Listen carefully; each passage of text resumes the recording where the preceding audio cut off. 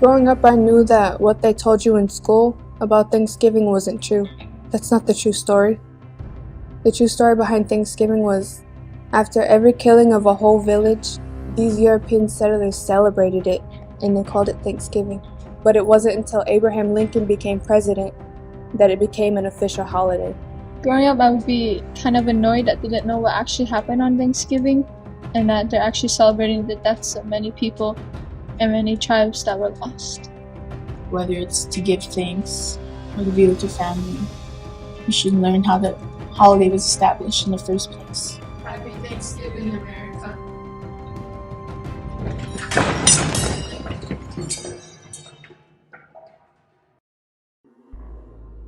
For many, Thanksgiving holds some dearest memories.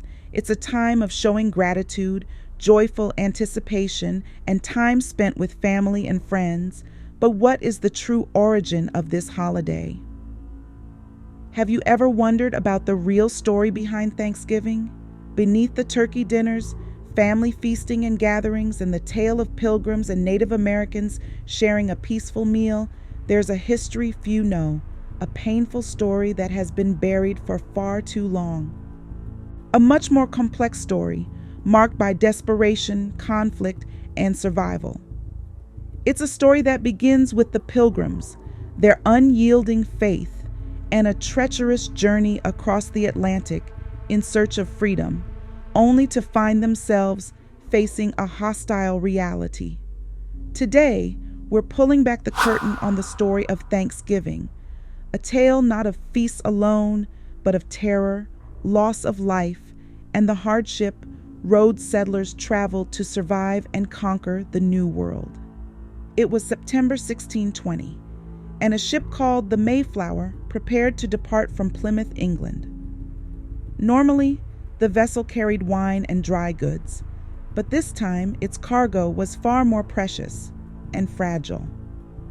Below deck, 102 passengers huddled in the stinking dark quarters, tossed by storms and plagued by seasickness. They weren't just travelers, they were separatists, a group defying the Church of England by insisting on their right to worship as they saw fit. This defiance wasn't just heretical, it was treasonous. Facing prison, fines, and persecution, many fled England. Some sought refuge in the Netherlands, but even there, they feared their children would lose their identity in a foreign culture. So, with nowhere else to turn, they cast their hopes across the Atlantic. They believed the New World was their chance to forge a covenant with God, a fresh start on untouched soil. But the journey itself was a harrowing test of faith. Storms battered the Mayflower, cracking its beams and soaking precious supplies with salty brine. After 66 grueling days, they finally sighted land, not the fertile shores of Virginia they had aimed for, but the cold, barren coast of Cape Cod. It was November 1620, and winter was closing in fast. The settlers dropped anchor, realizing they had no choice but to make do. The land they stumbled upon was not untouched, however. It had once been home to the Patuxet people, who had been wiped out by a smallpox plague left by earlier European explorers. The Pilgrims scavenged abandoned villages, taking stored corn and any supplies they could find. They saw these discoveries as providence, believing God had cleared the land for them. That first winter was brutal. Freezing temperatures, starvation, and sickness ravaged the settlement. Half the colonists died, including their first governor, John Carver. The survivors dug graves at night to hide their dwindling numbers from potential enemies. Every day was a trial by fire, and every loss strengthened their conviction that they were being tested by God.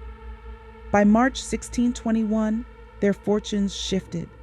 Samoset, a man from a neighboring tribe, walked into their camp, speaking enough English to communicate. He introduced them to Squanto. Squanto, a man who had endured slavery in England and learned English, chose to help these newcomers. He taught them how to survive, how to fish, how to grow corn, and even helped establish a peace treaty between the Pilgrims and the local Wampanoag tribe. This cooperative moment, a true act of goodwill, led to a feast between the Pilgrims and the Wampanoags, one that would later be romanticized as the first Thanksgiving. But this moment of peace was tragically short-lived. As news spread in England of the New World and its land's paradise, waves of Puritans began arriving in record numbers. They saw the vast, fence-free land as theirs for the taking, considering it public domain. Soon, these settlers joined forces with others, capturing young natives for slavery and murdering the rest, and seizing land from indigenous tribes. One of the bloodiest conflicts of this time was the Pequot War. In 1637, hundreds of Pequot men, women, and children gathered in what is now Groton, Connecticut, to celebrate their annual Green Corn Festival, a time of gratitude and community, much like our Thanksgiving today. But in the early hours, their festival turned into a massacre. Surrounded by English and Dutch mercenaries, those who tried to escape were killed on sight, while those who remained inside were burned alive. And after this horrific event, Massachusetts Bay Colony Governor John Winthrop declared it a day of Thanksgiving. But what was being celebrated was the murder of hundreds of unarmed people. Emboldened by this so-called victory, colonists went on to destroy village after village. Slavery became commonplace, with native women and children, over 14 sold off, while others were slaughtered. Towns offered bounties for Indian scalps, a brutal encouragement for further violence. Each successful raid, every massacre, was met with another Thanksgiving celebration, filling the colonists with a sense of triumph.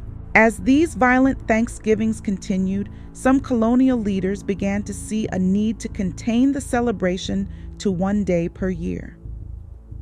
George Washington proposed just one Thanksgiving Day annually.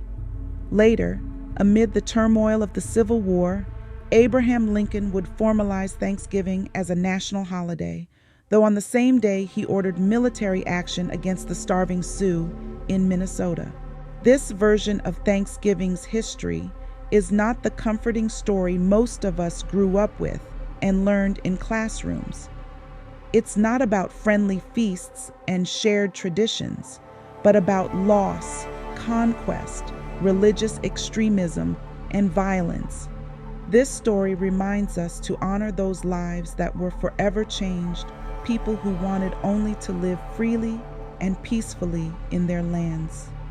Beware lest anyone cheat you through philosophy and empty deceit, according to the tradition of men, according to the basic principles of the world, and not according to Messiah. Thanksgiving is not a celebration that stems on the foundations of our Messiah Yahushua, who the world calls Jesus. History shows it is founded on the traditions of men and brutality. Scriptures teach us that Thanksgiving is not a one-day celebration, but a lifestyle. We are to worship our Creator Yah and give thanks always in everything and every day. This is Yah's way. In everything give thanks, for this is the will of the Most High in Messiah Yahushua for you.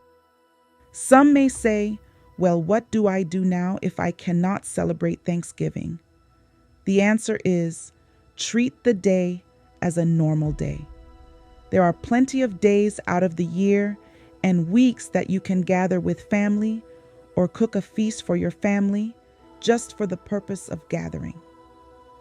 If your family truly loves you, they will respect your decision and not determine their love for you by a holiday. If you feel lonely on Thanksgiving, we encourage you to devote your time in prayer. If you really feel like partaking in holiday celebrations, you can also learn all about Yah's biblical feast days and celebrate it with your family if that is what He puts on your heart to do. Our Heavenly Father wants true believers to separate themselves from this world and to be set apart. I do not pray that you should take them out of the world, but that you should keep them from the evil one. They are not of the world, just as I am not of the world. Sanctify them by your truth. Your word is truth. Then I heard another voice from heaven say, Come out of her, my people, so that you will not share in her sins or contract any of her plagues.